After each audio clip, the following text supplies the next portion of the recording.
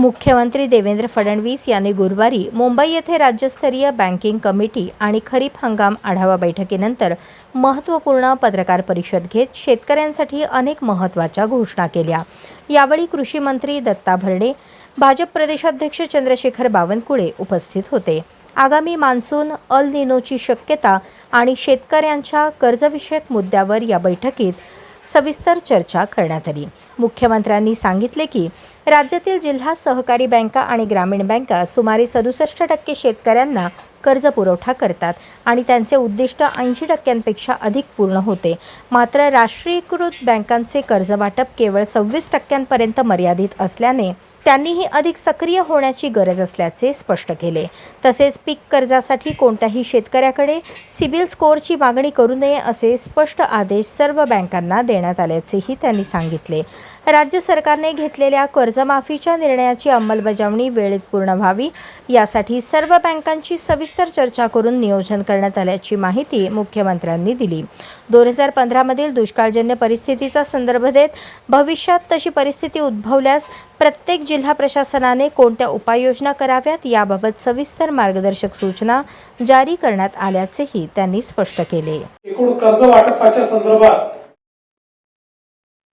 चर्चा झाली आणि जास्तीत जास्त शेतकऱ्यांना कर्ज कसं मिळू शकेल या संदर्भात सगळी त्या ठिकाणी तजवीज करण्यात आली। विशेषतः असं लक्षात आलं की साधारणपणे आपल्या ज्या जिल्हा सहकारी बँका आहेत आणि ग्रामीण बँक या मिळून 67% शेतकऱ्यांना कर्ज दिलं जातं आणि राष्ट्रीयकृत बँका या 26% शेतकऱ्यांना फक्त कर्ज देतात।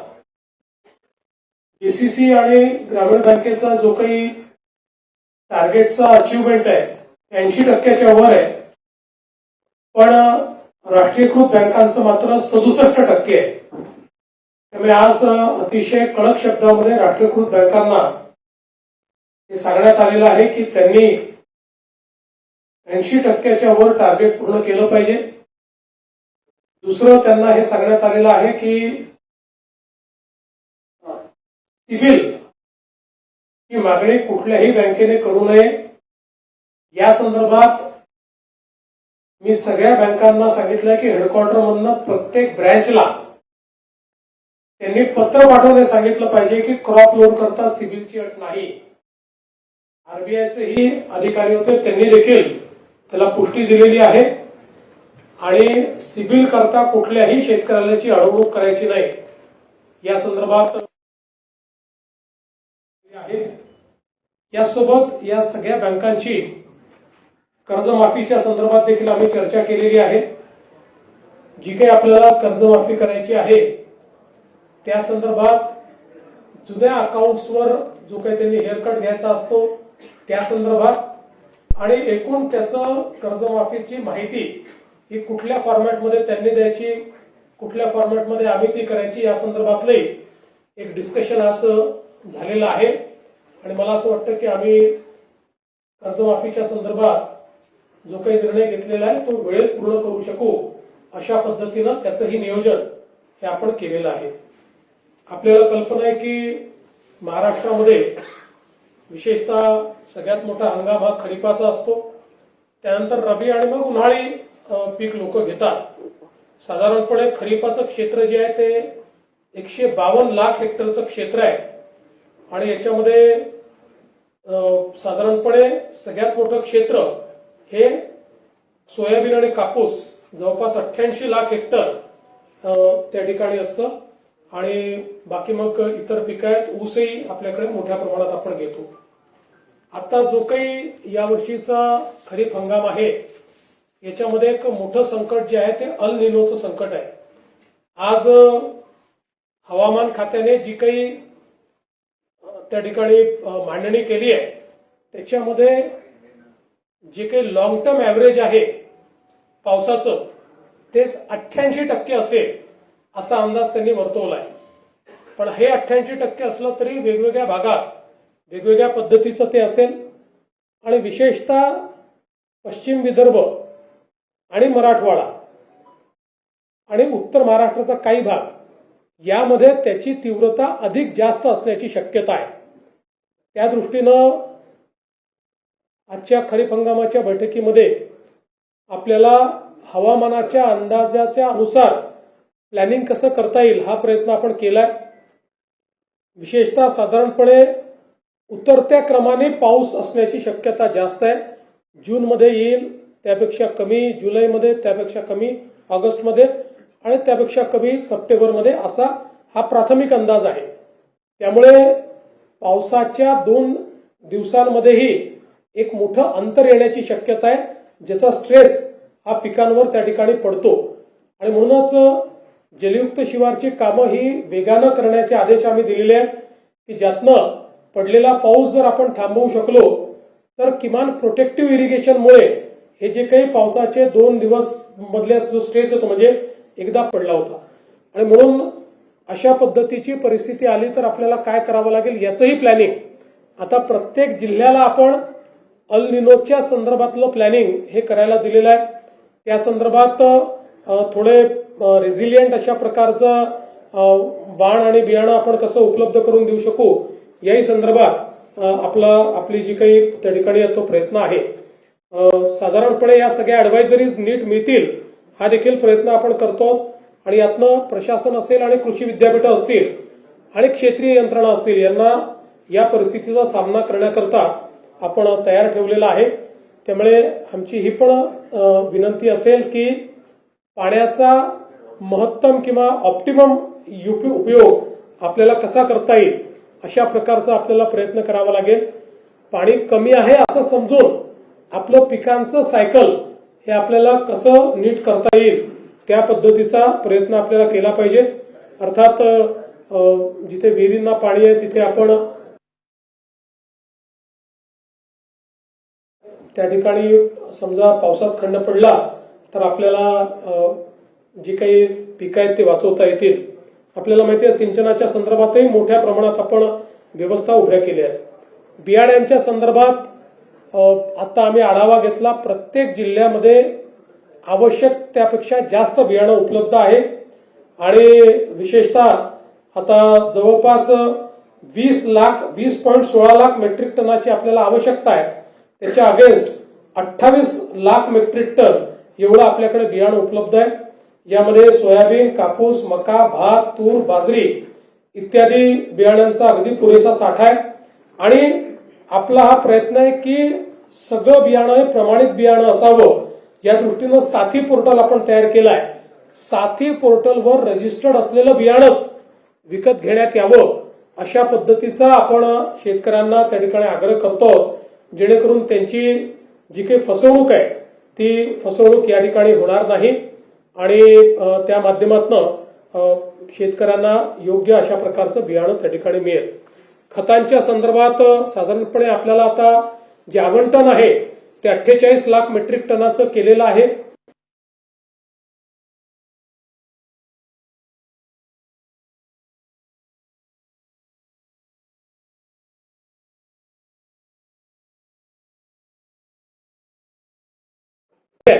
याकडे आम्ही विशेष लक्ष देणार आहोत आणि म्हणून कंप्लीट खत पुरवठा जो आहे या संदर्भात प्रत्येक रेक पॉइंटवर त्या ठिकाणी त्याचं GIS मॅपिंग आम्ही करणार आहोत. त्या ठिकाणी त्याची व्हिडिओग्राफी आम्ही करणार आहोत. साधारणपणे प्रयत्न असा असेल की रेक पॉइंटवर ज्यावेळेस खत उतरतं त्यावेळी आपल्या विभागाचा माणूस तिथे उपलब्ध असलाच पाहिजे, जेणेकरून त्याची कंप्लीट ती जी काही अकाउंटेबिलिटी आहे ती अकाउंटेबिलिटी आपण त्या ठिकाणी करणार आहोत. आणि यासोबत एक साधारणपणे सातत्याने शेतकऱ्यांची असते लिंकिंगची, म्हणजे तुम्हाला DAP पाहिजे तर त्याच्यासोबत या 4 गोष्टी घ्या, युरिया पाहिजे तर त्याच्यासोबत या 2 गोष्टी घ्या. या संदर्भात अतिशय कडक धोरण आपण घेतलंय. त्यातला GR आपल्या कृषी मंत्र्यांनी यापूर्वीच काढलेला आहे आणि यावेळेस रेकॉर्ड अशा पद्धतीनं आपण कारवाई केलेल्या आहेत आणि जवळपास 400 पेक्षा जास्त आपण लायसन्सेस रद्द केलेले आहेत किंवा सस्पेंड केलेले आहेत. त्यामुळे कुठेही लिंकिंगची तक्रार आली तर त्याच्यावर सस्पेन्शनची कारवाई जी आहे ती कारवाई आपण निश्चितपणे या ठिकाणी करणार आहोत. यासोबत बनावट बियाणं, खते आणि कीटकनाशक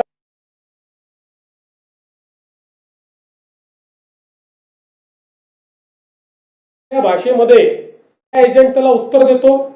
त्यामुळे पूर्णपणे शेतकऱ्याला जी माहिती पाहिजे असेल, क्रॉपिंग पॅटर्न पासनं, कीड नियंत्रणापासनं किंवा पुढच्या काळामध्ये जी काही पिकांचे भाव आहेत त्याच्यापर्यंत 100% सगळी माहिती ही या महाविस्तार ॲपवर शेतकऱ्यांना उपलब्ध आहे. आणि आपण कॉलिंगची सिस्टीम आहे, म्हणजे आता आपण शेतकऱ्यांना या ॲपवर त्यांच्या भागात पाऊस कधी पडेल हे पण करणार आहे, किती पडेल साधारणपणे त्याचा अंदाजही त्यांना येणार आहे. आणि या संदर्भात एक कॉलिंगची व्यवस्था पण आपण करतो की जो कॉल देखील त्यांना जाणार आहे. आणि साधारणपणे AI आधारित कॉल असला तर या इंटरॅक्टिव्ह कॉल असेल, हा जो AI एजंट आहे हा स्मार्ट एजंट असल्यामुळे जणू काही आपण त्या बाईशी उत्तर ही या कॉलच्या परिस्थिती उपलब्ध असलाच पाहिजे, जेणेकरून त्याची कंप्लीट ती जी काही अकाउंटेबिलिटी आहे ती अकाउंटेबिलिटी आपण त्या ठिकाणी करणार आहोत. आणि यासोबत एक साधारणपणे सातत्याने शेतकऱ्यांची त्या ठिकाणी तक्रार असते लिंकिंगची, म्हणजे तुम्हाला DAP पाहिजे तर त्याच्यासोबत या 4 गोष्टी घ्या, युरिया पाहिजे तर त्याच्यासोबत या 2 गोष्टी घ्या. या संदर्भात अतिशय कडक धोरण आपण घेतलंय. त्यातला GR आपल्या कृषी मंत्र्यांनी यापूर्वीच काढलेला आहे आणि यावेळेस रेकॉर्ड अशा पद्धतीनं आपण कारवाई केलेल्या आहेत. आणि जवळपास 400 पेक्षा जास्त आपण लायसन्सेस रद्द केलेले आहेत किंवा सस्पेंड केलेले आहेत. त्यामुळे कुठेही लिंकिंगची तक्रार आली तर त्याच्यावर सस्पेन्शनची कारवाई जी आहे ती कारवाई आपण निश्चितपणे या ठिकाणी करणार आहोत. यासोबत बनावट बियाणं, खते आणि कीटकनाशकाच्या विरुद्ध बनावट जे आहे त्याच्या विरुद्ध एक मोठी तपासणी मोहीम ही आपण हातामध्ये घेतली आहे. नैसर्गिक आपत्तीची मदत देखील आपण मोठ्या प्रमाणात त्या ठिकाणी दिलेली आहे. आज आपण 4 महत्त्वाच्या गोष्टी लॉन्च केलेल्या आहेत. यामध्ये महाविस्तार 2.0 हा आपण एक ॲप आज त्याचं लॉन्चिंग केलंय. आपल्याला माहिती आहे की आता 40 लाख लोक महाविस्तार ॲपवर आपले आले आहेत. याचं नवीन व्हर्जन आहे, ज्या व्हर्जनमध्ये एक प्रकारे हा ॲप म्हणजे शेतकऱ्याचा घरचा कृषी तज्ञ, शेतकरी आपल्या भाषेमध्ये त्याच्यावर संदेश पाठवून उत्तर मिळवू शकतो. शेतकरी बोलून आपला AI एजंट त्याला उत्तर देतो. त्यामुळे पूर्णपणे शेतकऱ्याला जी माहिती पाहिजे असेल, क्रॉपिंग पॅटर्न पासनं, कीड नियंत्रणापासनं किंवा पुढच्या काळामध्ये जी काही पिकांचे भाव आहेत त्याच्यापर्यंत 100% सगळी माहिती ही या महाविस्तार ॲपवर शेतकऱ्यांना उपलब्ध आहे. आणि याच्या व्यतिरिक्त आपण कॉलिंगची सिस्टीमही सुरू केलेली आहे, म्हणजे आता आपण शेतकऱ्यांना या ॲपवर त्यांच्या भागात पाऊस कधी पडेल हे पण करणार आहे, किती पडेल साधारणपणे त्याचा अंदाजही त्यांना येणार आहे. आणि या संदर्भात एक कॉलिंगची व्यवस्था पण आपण करतो की जो कॉल देखील त्यांना जाणार आहे. आणि साधारणपणे AI आधारित कॉल असला तर या इंटरॅक्टिव्ह कॉल असेल, हा जो AI एजंट आहे हा स्मार्ट एजंट असल्यामुळे जणू काही आपण त्या बाईशी किंवा माणसाशीच बोलतोय अशा प्रकारे त्यांना सगळ्या प्रश्नांची उत्तरं ही या कॉलच्या माध्यमातून किंवा या नंबरवर मिळू शकतील अशा प्रकारची व्यवस्था आपण केली आहे. याच्यासोबत क्रॉपसॅप ही देखील एक व्यवस्था आपण केली आहे, म्हणजे पिकाचा कुठल्याही स्टेजवर फोटो काढून याच्यावर जर अपलोड केला तर क्रॉपसॅपच्या माध्यमातून त्या क्रॉपिंग सायकलमध्ये त्या पिकाची परिस्थिती काय आहे, त्याच्यावर कीड येण्याची शक्यता असेल तर त्याची माहिती मिळेल, कीड आली असेल तर त्याच्या नियंत्रणाकरता काय केलं पाहिजे हे सांगितलं जाईल. त्या स्टेजला त्याला जर कुठल्या मायक्रोन्यूट्रियनची आवश्यकता असेल तर त्याची माहिती दिली जाईल. एका फोटोने ही सगळी माहिती ही शेतकऱ्याला या क्रॉपसॅपच्या माध्यमातून या ॲपच्या माध्यमातून मिळणार आहे. म्हणजे एक प्रकारे शेतकऱ्याला या संपूर्ण प्रक्रियेमध्ये एआयच्या मदतीने आणि सगळी 4 विद्यापीठं याच्याशी जोडलेली आहेत त्या एक्सपर्ट्सच्या मदतीने पाहिजे ती मदत आपण देणार आहोत, त्याचं लॉन्चिंग आपण केलं आहे. दुसरं आपण या ठिकाणी जो डिजिटल क्रॉप सर्वे DCS केंद्र सरकारने आता DCS ची व्यवस्था केली आहे, त्याचं आपण आज लॉन्चिंग केलेलं आहे. DCS मध्ये आपल्या मोबाईलने आपण आपल्या क्रॉपचा सर्वे जो आहे हा अपलोड करू शकतो. त्याच्यामध्ये ड्रॉपडाऊन मेन्यू आहे. कोणीही साधातल्या साधा शेतकरी तो करू शकतो. आमच्याकडे कोणी तपासणीला आलं नाही हे सांगता येणार नाही. अनेक वेळा कापसाच्या ऐवजी सोयाबीनचा विमा काढला जातो, म्हणजे किंवा दुसऱ्याच पिकाचा विमा काढला जातो. असं आता करता येणार नाही. तर याच्यामध्ये कंप्लीट आणि बॅकएंडला आपले जेवढे ॲग्री रेकॉर्ड्स आहेत हे सगळे रेकॉर्ड्स याच्यामध्ये असल्यामुळे एखाद्या व्यक्तीने या ठिकाणी DCSचा उपयोग केला की त्याच्या शेतीच्या माहितीसहित क्रॉपच्या माहितीसहित सगळी माहिती ही आपल्या, जसं आपण 7/12 वर नोंद करतो तशी डिजिटल नोंद ही त्याची कंप्लीट त्या ठिकाणी होईल. त्यामुळे ज्या काही पुढे इन्शुरन्समध्ये अडचणी येतात, ज्या गडबडी होतात, या सगळ्या गडबडी याच्या माध्यमातून पूर्णपणे बंद होणार आहे. आणि जिथे काही ठिकाणं डोंगराळ भाग आहेत त्या ठिकाणी कनेक्टिव्हिटी नसते, तिथे त्यांनी फोटो काढून नंतर कनेक्टिव्हिटीमध्ये येऊन जरी अपलोड केलं तरी ते अपलोड होणार आहे. आणि जणू काही त्यांनी तिथेच अपलोड केलं अशा पद्धतीनं ते अपलोड होणार आहे. हे देखील आपण लॉन्च केलेलं आहे. दुसरं, सेंट्रल बँक डिजिटल करन्सी आपण आज या ठिकाणी केलेली आहे. CBDC म्हणजे सेंट्रल बँक डिजिटल करन्सी म्हणजे आता शेतकऱ्याला त्याला जर एखाद्या योजनेचे जे पैसे आहेत ते त्याच्या वॅलेटमध्ये जाते आणि अप्रूव्ड वेंडर जो आहे त्यांनी जर ती गोष्ट विकत घेतली तर अप्रूव्ड वेंडरला त्याच्या वॅलेटमधनं ते पैसे मिळतील. त्यांनी जर घेतले नाही तर ते पैसे परत येतील. अशा पद्धतीनं DBTच्या पुढच्या म्हणजे डिजिटल करन्सीवर आता आपण गेलेलो आहोत. त्याचं पण आज लॉन्च आपण केलेलं आहे. आणि याच्यामध्ये एक अजून महत्त्वाची गोष्ट आहे, अलीकडच्या काळामध्ये आपण जे काही एक्सपोर्ट करतो त्या एक्सपोर्टमध्ये अनेक वेळा कंटेनर याकरता परत येतात की जो काही माल आहे त्याची ट्रेसेबिलिटी नसते. त्यामुळे आता आपण blueprint for traceability in crops and fruits याचं लॉन्च केलेलं आहे. त्यामुळे नुसतं त्याच्या जो काही QR कोड आहे त्याच्यावर क्लिक केल्यानंतर कुठल्या जिल्ह्यातल्या कुठल्या तालुक्यातल्या कुठल्या शेतीमध्ये त्या ठिकाणी ते तयार झालेलं आहे. आंबा असेल तर कुठे तयार झालाय, कुठे त्याचं झाड आहे इथपासनं तर पलीकडच्या काळामध्ये त्यात काय काय वापरलेलं आहे इथपर्यंतचं सगळं सर्टिफिकेशन हे त्या डिजिटल ट्रेसेबिलिटीमध्ये उपलब्ध असेल. त्यामुळे त्याचा देखील एक मोठा फायदा जो आहे हा या ठिकाणी निश्चितपणे होणार आहे. मला असं वाटतं की ह्या ज्या 4 गोष्टी आपण अनाऊन्स केलेल्या आहेत यामुळे शेतकऱ्यांना मोठा फायदा होणार आहे. तिसरं, 5वं ॲग्रीस्टॅक आपण जे तयार केलेलं आहे, आता सगळ्या योजना या ॲग्रीस्टॅकला आपण त्या ठिकाणी जोडलेल्या असल्यामुळे योजनांचा गैरफायदा कोणाला घेता येणार नाही आणि त्या माध्यमातून सगळ्या शेतकऱ्यांपर्यंत आपण त्याचा फायदा हा निश्चितपणे पोहोचवू शकू. शेती शाळा आपण घेतल्या आहेत ज्याच्या माध्यमातून मोठ्या प्रमाणात शेतकऱ्यांचं प्रशिक्षण आपण केलं आहे. MahaDBT असेल त्याच्या माध्यमातून आपण जर बघितलं तर आतापर्यंत 25-26 मध्ये MahaDBTच्या माध्यमातून 91,649 कोटी रुपये आपण वितरित केले आहेत. 91,649 कोटी रुपये या ठिकाणी आपण वितरित केलेले आहेत आणि त्या माध्यमातून शेतकऱ्यांना मोठ्या प्रमाणात आपण फायदा दिलाय.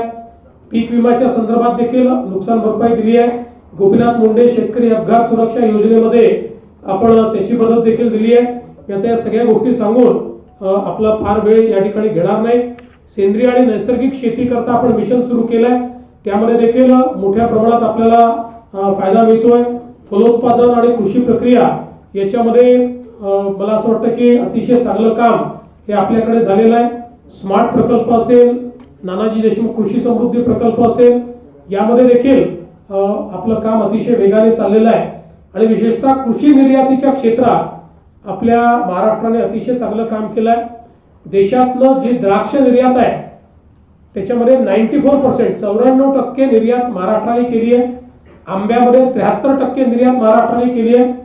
डाळिंबामध्ये 85% निर्यात ही महाराष्ट्राने केली आहे, केळीमध्ये 86% निर्यात ही महाराष्ट्राने केली आहे, कांद्यामध्ये 85% निर्यात महाराष्ट्राने केली आहे आणि भाजीपाल्यामध्ये 10% निर्यात महाराष्ट्राचा वाटा आहे आणि आंब्याच्या पल्पमध्ये 33% वाटा. म्हणजे बघा, यावर्षी फार कडक निर्देश दिलेले आहेत.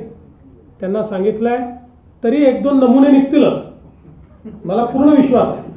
पण त्या नमुन्यांचा बंदोबस्त करू. पीक विमा शेतकऱ्यांना भेटत नाही. गेले धाराशिव जिल्ह्यातला पीक विमा आणखी काही जिल्ह्यांमध्ये पीक विम्याच्या संदर्भात प्रश्न निर्माण झालेले आहेत. त्या संदर्भात मुख्य सचिवांना सांगितलेलं आहे की ती बैठक तुम्ही घ्या. ती बैठक घेऊन त्यातल्या ज्या अडचणी आहेत त्या अडचणींच्या संदर्भात मी स्वतः केंद्रीय मंत्र्यांशी देखील चर्चा केलेली आहे. केंद्रीय मंत्री देखील त्याच्यावर बैठक घ्यायला तयार आहे. सरसकट नाही आहे, पण काही जिल्ह्यात हा प्रश्न आहे तो आम्ही सोडवण्याचा प्रयत्न करतो. कर्जमाफीच्या संदर्भात एक प्रश्न आहे. विधान परिषदेची आचारसंहिता लागल्यामुळे कर्जमाफीची अंमलबजावणी दूर पडेल, त्याला उशीर होईल असं साधारणपणे बोललं जाते. या कितपत तथ्य आहे? मला असं याकरता वाटत नाही की ही अनाऊन्स झालेली स्कीम आहे. एक दुसरं, विधान परिषदेचे जे वोटर आहेत ते या कर्जमाफीतनं वगळलेले आहेत. महानगरपालिका सदस्य, जिल्हा परिषद सदस्य हे त्या कर्जमाफीत नाहीच आहेत. त्याच्यामुळे आवश्यकता असेल तर आम्ही परवानगी घेऊ. आम्ही आता तर पहिली तयारी करतो, आवश्यकता पडली तर परवानगी घेऊ. धान उत्पादक शेतकऱ्यांचे चुकाऱ्याचे पैसे पहिले देणं आवश्यक होतं. आज आम्ही ते रिलीज केले. नाही, आमचं आव्हानच आहे की त्याची तुम्ही तक्रार करा, आम्ही त्यांचा परवाना रद्द करू. आपण शेतीवरनं मुंबईवर आलेलो आहोत, परंतु असं आहे की त्या ठिकाणी रितसर अतिक्रमण काढण्याची जी काही कारवाई चालली होती त्याच्यामध्ये काही लोकांनी पोलिसांवर दगडफेक केली. दगडफेक करणाऱ्यांवर पोलिसांनी लाठीचार्ज केला. सगळे नियंत्रणात आले. जे दगडफेक करणारे होते त्यांना अरेस्ट केलं.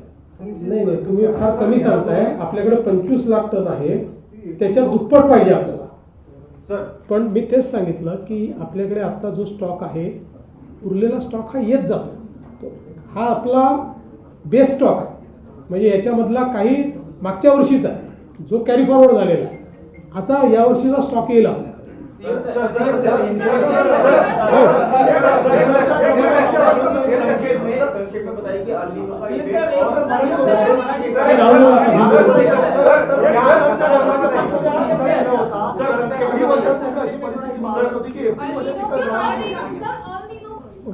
अल निनोचा परिणाम हा वेगवेगळ्या ठिकाणी वेगवेगळा होईल. कारण जरी एकूण आपलं जे काही पाऊस आहे तो 88% दाखवला असला, म्हणजे 12%चं डेफिसिट जरी दाखवलं असलं तरी वेगवेगळ्या भागात ते डेफिसिट वेगवेगळं असेल. आणि अल निनोचा एक पॅटर्न नसतो. म्हणजे एकाच जिल्ह्यामध्ये काही भागातही पाऊस असू शकतो, काही भागात नसू शकतो. म्हणून साधारणपणे आपल्याला आता जो अंदाज येतोय त्यात अधिक काळजी ही पश्चिम विदर्भ आणि मराठवाडा इथे घेण्याची आवश्यकता आहे, ती आपण घेतो.